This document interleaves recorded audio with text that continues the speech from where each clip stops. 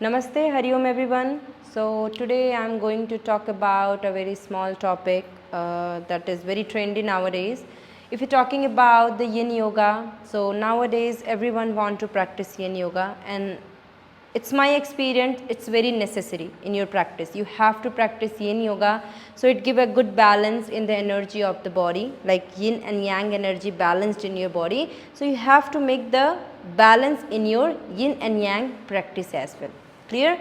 So basically, if you're talking about Yin Yoga, so there's one word, it's very important, that is meridians. Okay?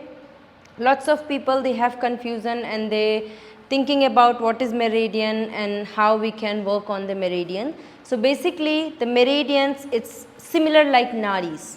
So it will easy to understand. If you talk about meridian, it's completely similar like nadis.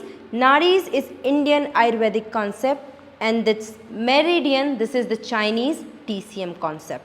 Okay, so meridian comes from Chinese concept, and in China their traditional therapy, that is TCM, known as traditional Chinese medicine. If you talk about the nadis, it coming from Ayurveda, so Ayurveda is the traditional therapy of India. Okay, so that is the difference. But in meridian, in nadis, both are the energy channels in our body.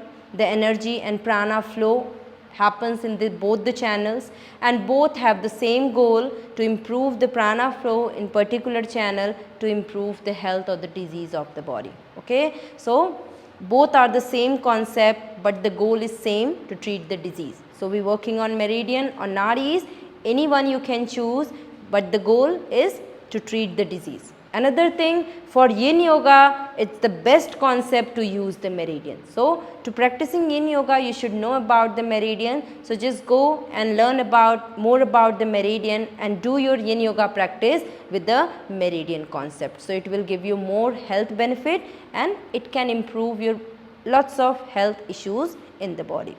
Namaste, Hari Om.